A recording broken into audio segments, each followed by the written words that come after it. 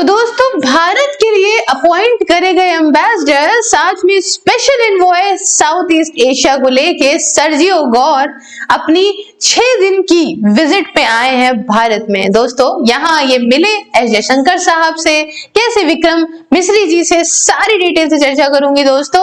और क्या बातें हो सकती हैं, क्या ये एक अच्छी खबर है भारत के लिए, क्योंकि अभी हाल फिलहाल प्रधानमंत्री नरेंद्र मोदी ने बात करी ट्रंप से और उनको बहुत तारीफें करी। वाह वाह वाह वाह वाह, आपने बढ़िया काम किया है, जो आपने जो है वो इजराइल और गाजा का ये बढ़िया पीस प्लान और फर्स्ट फेज यहाँ आपने लागू करवा दिया है सीज फायर का। तो क्या इसके बाद फिर से भारत के लिए एक अच्छी खबर है, जिसमें दोनों ही देश अब प्रयास कर रहे हैं कि ट्रेड टॉक्स जो कब से रुकी थी, जिसकी वजह से ट्रंप मार बौराए पड़े थे और 50% का टैरिफ लगाए पड़े थे भारत के ऊपर, क्या इसमें कुछ सोल्यूशन आ सकता है? आइए जानने का, डिकोड करने का प्रयास करते हैं इस लेक्चर के अंदर। नमस्कार साथियों, स्वागत है आप सभी का मेरे चैनल सिर्फ IAS में, और मैं प्रसन्ना वर्मा आपको थोड़ा सा डिकोड करने का प्रयास करती हूँ सर्जियो गौर की ये मीटिंग, ये विजिट इंडिया के अंदर। तो दोस्तों, आप सुर्खियों में देख सकते हैं सब कुछ है, और मैंने इनको बढ़िया से कवर करके आपको बताया ही है कि 38 वर्षीय गौर साहब जो हैं, ये जो है ट्रंप के काफी करीब हैं, और किस प्रकार से ट्रंप ने इनको हमारे यहाँ के लिए एम्बेसडर प्लस स्पेशल एनवॉय के तौर पे अपॉइंट किया है साउथ एशिया के अंदर। आप देख सकते हैं ये पार्टनरशिप को स्ट्रेंथन करने की बात की जा रही है, और सर्जियो गौर के साथ साथ माइकल रेगस भी इंडिया के अंदर आए हैं। दोस्तों, ये लोग जो Michael J Rigas secretary of management है, डिप्टी सेक्रेटरी ऑफ मैनेजमेंट है यूएस के अंदर, और US ambassador to India Sergio Gor ji है, दोनों आए हैं। और ये दोनों ऑफिशियल विजिट 6 दिनों के आए हैं, जो कि 9 अक्टूबर से 14 अक्टूबर तक ये लोग यहाँ पे रहेंगे। आप दोनों को यहाँ पे देख सकते हो। अब यहाँ देखते हैं धीमे धीमे, ठीक है ना।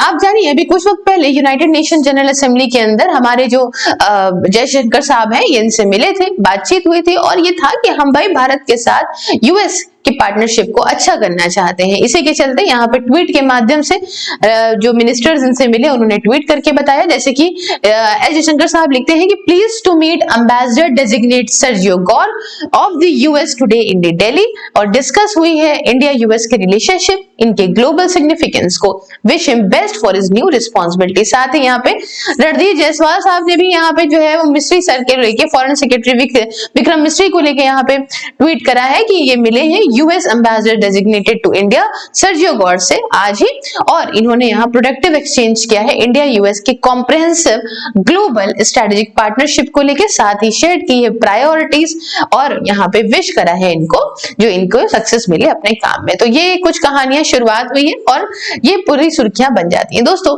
आप जानते हैं कि इस वक्त जो माहौल था, जैसे आज यूएस ने बढ़िया तरीके से बम फोड़ दिया है, ट्रंप ने चाइना के ऊपर 100% एक्स्ट्रा टैरिफ लगा के, ऐसे ही ट्रंप का इस समय दिमाग जो है वो लुढ़का हुआ है, और भारत के ऊपर 50% टैरिफ तो उन्होंने लगा रखे थे सीज फायर के क्लेम को ना मानने को लेके। लेकिन ऐसा लगता है कि जब पीस प्राइज उनको नहीं मिला है, तो बहुत सारी चीजें अब बदलाव लेकर आ रहे हैं अपनी पॉलिसीज में। दोस्तों, देख सकते हैं आप कि 11 अक्टूबर को ऐसी कहानी हुई है, 6 दिनों तक ये यहाँ रहेंगी, और अब मैं आपको बताने का प्रयास करती हूँ कि ये सर्जियो गौर कौन है, उनकी विजिट क्यों मैटर करती है। दोस्तों, जैसे मैंने आपको बताया कि सर्जियो गौर ट्रंप के नॉमिनी है US ambassador to India, and ये कंफर्म करा गया है सेनेट के द्वारा, ये डेजिग्नेट करे गए हैं स्पेशल एनवॉय के तौर पे भी साउथ और सेंट्रल एशियन अफेयर्स के लिए।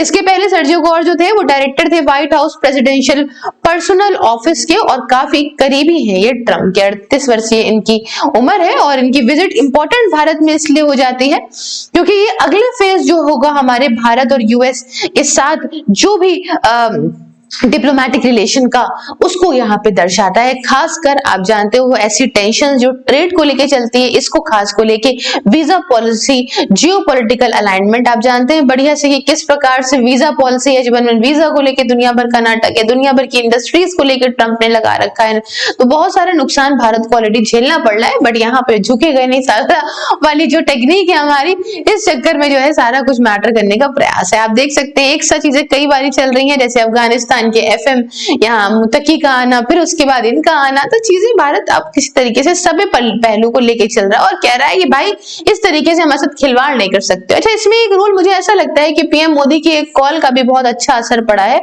कि भाई ट्रंप थोड़ा सा पिघले होंगे कि माय फ्रेंड करके हमें लिख दिया है। आइए समझने का प्रयास करते हैं कि क्या क्या बातें हो सकती हैं आने वाले समय में। जो भी बातें होंगी डिस्कस तो मैं करूंगी। फिलहाल बातें हो सकती है कि भारत और यूएस एक दूसरे को स्ट्रेटेजिक पार्टनर्स के तौर पर देखते ही हैं इंडो पैसिफिक के अंदर, और हो सकता है कि इसको लेके और आगे बात हो। ट्रेड टेरिफ और इकोनॉमिक फ्रिक्शंस जो हमारा भयानक चल रहा है, 50% टेरिफ, उसके बाद दुनिया भर का तमाशा, इसमें कुछ हो सकता है कि कुछ लीनियंसी देखने को मिले। डिप्लोमेटिक क्रेडिबिलिटी और कॉन्टिन्यूटी पे बात हो सकती है और बहुत सारे कयास लगाए जा रहे थे कि सर्जियो गौर का आना भाई ये नुकसानदायक है क्योंकि स्पेशल एनवॉय के तौर पे साउथ ईस्ट एशिया के अंदर भी है, तो पाकिस्तान, बांग्लादेश, दुनिया भर देखेंगे तो भारत के लिए नुकसानदायक ना पैदा हो जाए। परंतु अभी तो हम पॉजिटिव सेंस में लेके चल रहे हैं। इसके अलावा बात जियोपॉलिटिकल और सिक्योरिटी कोऑपरेशन को भी डिस्कस करने को हो सकती है। डिफेंस कोऑपरेशन में, काउंटर टेररिज्म में, इंडो पैसिफिक स्ट्रेटजी वगैरह में लेके बात हो सकती है। टेक्निकल और एडमिनिस्ट्रेटिव इश्यूज को लेके भी बात हो सकती है। दोस्तों, टाइमिंग क्या है, एडमिनिस्ट्रेटिव कोऑर्डिनेशन सेटअप करना एम्बेसी को, उसके अलावा operational handover, US embassy indicated gods formal credential will be presented later. बात की बात है वो हम आपके साथ डिस्कस करेंगे। ये रूटीन मीटिंग क्यों नहीं है दोस्तों? रूटीन मीटिंग इसलिए नहीं है, इसको कवर इसलिए करा जाएगा अभी देखिए क्योंकि अभी हाल फिलहाल H1B वीजा, टैरिफ, दुनिया भर के जितने भी यूएस के सैंक्शंस हैं इंडिया के ऑयल परचेज को लेके, ये बहुत ही गर्मा गर्मी चल रही है और यूएस के रिलेशंस बहुत ही ज्यादा गड़बड़ा गए थे। आपको बताऊं, जब यहाँ पे ये सब कहा जा रहा था कि अरे यूएस के इतनी टेंशंस हैं और यूएस जो है वो आप हम लोग एक पार्ले में चले जाएं, ये वो, तो हमारे जयशंकर साहब ने कहा भी कि बता दो किस पार्ले में चले जाएं हम लोग। चाइना के साथ चले जाएं, एक बार ट्रस्ट करके देख लिया है हमने, किस पार्ले में चले जाएं? रशिया का हम ऑलरेडी साथ दे ही रहे हैं, आप क्या पाकिस्तान के साथ चले जाएं? किसके साथ चले जाएं? आप ये बता दीजिए। आप एक पल्ला लीजिए, एक पल्ला लीजिए, एक पल्ला लीजिए, किस पल्ले को ले ले, इस बारे में ही आप हमें बता दो। खैर, इंडिया ने रिपीटेडली एम्फसाइज करा है कि जो ट्रेड डील्स हैं उन रिस्पेक्ट करें डेडलाइंस, और इंडिया बार बार कह रहा है कि आप समझिए, भारत की सोवरेनिटी को ध्यान रखते हुए बात करिए। सेल्फ रिलायंस है हम, क्रिटिकल सेक्टर्स के साथ कॉम्प्रोमाइज नहीं कर सकते। यूएस कहता है कि अपना तुम डेयरी का मार्केट खोल दो, हमारे लिए जीएम क्रॉप खोल दो, भाई नहीं हो सकता हमारे लिए। हमारे यहाँ की खुद की प्रायोरिटीज है, हमारी नेशनल सिक्योरिटी का, जैसे आपके नेशनल सिक्योरिटी दूसरे देशों की भी नेशनल सिक्योरिटी है, यूएस सबको इस प्रकार से दबा नहीं सकता। और इसी मामले में यहाँ पे दोनों ही तरफ से बातचीत बहुत ज्यादा मात्रा में रुकी हुई है। टाइमिंग बहुत सेंसिटिव है और ये मीटिंग दिखाती है फॉर्मल स्टार्ट को गॉड्स के रोल के, और अर्ली डिटेक्शन जो है ये मैटर रहेगा, एजेंडा आगे कैसे बढ़ेगा। आई होप अच्छा बढ़ेगा, जो भी है। बाकी आपकी क्या राय है मुझे कमेंट में दीजिए, और अगर आप मेरी वर्चुअल लाइब्रेरी को ज्वाइन करना चाहते हैं तो मात्र 99 रुपीज में इसको भी ज्वाइन करिए। इसके रिगार्डिंग व्हाट्सएप और टेलीग्राम का तो हैंडल दिया ही है, बाकी सारी सोशल मीडिया की लिंक भी डिस्क्रिप्शन में है, तो हर जगह फॉलो करिए और साथ में ज्वाइन बटन को भी प्रेस करिए। मिलते हैं नेक्स्ट वीडियो में किसी नए और इंटरेस्टिंग टॉपिक के साथ। तब तक के लिए जय हिंद, जय भारत।